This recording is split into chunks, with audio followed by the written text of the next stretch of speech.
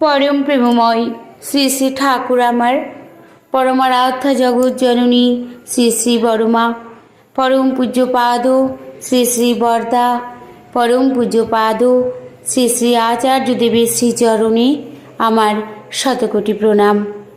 আমি শ্যামলী দেবনাথ, শ্যামার পরিবার চ্যানেলের সকল ভাই ও বোনেদের জানাই জয়গুরু ও ভালোবাসা।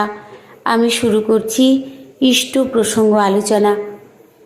বাস্তব জীবনে পরম প্রেমময় শ্রী শ্রী ঠাকুরের অশেষ দয়া পেয়ে থাকি, সকল সময় উপলব্ধি করি। এ কথা আমি প্রায় বলে থাকি, কারণ ঠাকুর যে প্রত্যেক ডাকে সাড়া দেন তা আমরা বেশ বুঝতে পারি। যারা আমরা সৎসঙ্গী গুরু ভাই বোনেরা আছি, আমরা যারা ঠাকুরের নির্দেশিত পথে চলার চেষ্টা করি, আমরা সকল সময় ঠাকুরের অপার করুণা উপলব্ধি করতে পারি। একটি ভাই একদিন বলছে এক দাদার ঘটনা। তা ঘটনাটি শুনে সত্যিই খুব কষ্ট লাগে যে মানুষ এখনও কেন এত বোকা। ঠাকুর বলেছেন ইষ্টভীতি আমাদের রক্ষা কবচ।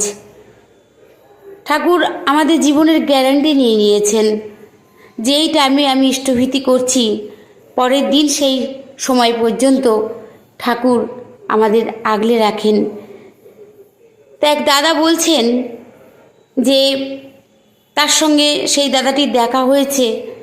দেখা হওয়ার পর তাকে জিজ্ঞাসা করা হয়েছে যে জয়গুরু দাদা, সেও জয়গুরু দেয়, দাদাটি টোটো চালায়। এবারে তা ইষ্টভীতি ঠিকঠাক পাঠাচ্ছেন তো, ঠাকুরের কাজ করছেন তো জিজ্ঞাসা করায় সেই দাদাটি বলেন যে না, আমি 2 মাস ইষ্টভীতি পাঠাইনি, কারণ ওই ইষ্টভীতির পয়সা দিয়ে আমি আমার বাড়ির ছাগলের জন্য খাবার এনেছি। দেখুন মানুষ কত বোকা। ইষ্টভীতি দয়ালের ভরণ পোষণ, সেটুকু দিয়ে সে তার বাড়ির ছাগলের খাবার এনেছে। যথারীতি সেই দাদাটি তারপরে বলে যে এটা তো ভুল করেছেন দাদা, এটা তো ঠিক করেনি। বলছে সেই দাদাটিই বলছে যে হ্যাঁ, পরক্ষণেই আমি বুঝতে পেরেছি যে এটা আমার অন্যায় হয়েছে, কারণ সেদিনই ছাগলের খাবার ওই পয়সা দিয়ে আনার পরপরই রাত্রেবেলা আমার ছেলে একটু সিঁড়ি থেকে পড়ে যায়, সামান্য একটু পড়ে যায়, তাতে এমন কোনো চোট পাওয়ার কথা না, কিন্তু আমার ছেলেটির পাটা ভেঙে যায়। যথারীতি আমার কাছে একটা পয়সা নেই, কি করব? তখন আমি প্রতিবেশীদের কাছ থেকে কান্নাকাটি করে কিছু পয়সা নিয়ে ছেলেকে নিয়ে ডাক্তারখানায় যাই। তা ঠাকুরকে বুঝতে হবে, ঠাকুরকে বুঝতে হবে পয়সা কোথা দিয়ে কিভাবে চলে যায় আমরা বুঝতে পারি না। কখনোই এই ভুলটা আমাদের করতে নেই, কারণ ইষ্টভীতি আমাদের রক্ষা কবচ।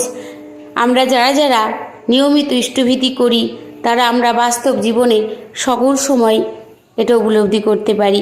তাই এমন ভুল কেউ করবেন না যে ঠাকুরের কাছে নিবেদন করা পয়সা সেটা আমারই মঙ্গলের জন্য, অথচ আমি সেই পয়সা দিয়ে যদি অন্য কাজে লাগাই এটা ঠিক হবে না। ঠাকুরকে ভালোবাসতে হবে, তিনি জীবনের মালিক, তিনি জানেন আমাদের কখন কি ঘটতে চলেছে, আমরা কেমন থাকব, তিনি সব জানেন। তাই তাকে আমাদের ভালোবাসতে হবে, সকল সময় স্মরণে মননে তাকে মেনে চলতে হবে, বিশ্বাস ভক্তি দিয়ে তাকে ভালোবাসতে হবে। দয়াল প্রত্যেক ডাকে সাড়া দেন। ঠাকুর সবাইকে ভালোবাসেন, কারণ আমরা পরম পিতার সন্তান। আমরা প্রত্যেকেই চাই ভালো থাকতে, বেঁচে উঠতে, বেড়ে উঠতে, আরও থেকে আরও তর হয়ে। তাই আসুন আমরা সকলেই ঠাকুরের দেওয়া নির্দেশিত পথে চলার চেষ্টা করি সকল সময়। ঠাকুর যেভাবে বলেছেন আমরা যদি সেভাবে চলতে থাকি তাহলে কিন্তু আমরা অবশ্যই ভালো থাকব। আমরা যে ভুলগুলো করে ফেলি তখনই আমরা দুর্ভোগে পড়ি, যাতে দুর্ভোগে না পড়তে হয় সেই চেষ্টাই সকল সময় করতে হবে আমাদের।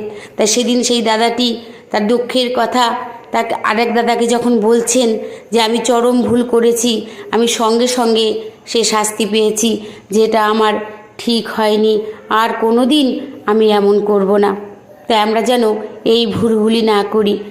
যজন যাজন ইষ্টভীতি করলে কাটে মহাভীতি, ঠাকুর বলেছেন। তা আমরা সকলেই যদি চেষ্টা করি সেইভাবে, তাহলে কিন্তু আমরা আর দুর্ভোগে পড়ি না, আমরা ভালো থাকি, আমরা সুস্থ থাকি, আমরা সুন্দরভাবে জীবনযাপন করতে থাকি। তাই আসুন প্রত্যেকের কাছে আমার করজোড়ে প্রার্থনা, ভুল করবেন না। ঠাকুরকে ভালোবাসতে হয়, ঠাকুরকে ভালোবাসলে অনেক কিছু পাওয়া যায়। আমরা কথায় কথায় বলি ঠাকুরের কাছে আমরা কিছু চাই না, কিন্তু আমরা চাই।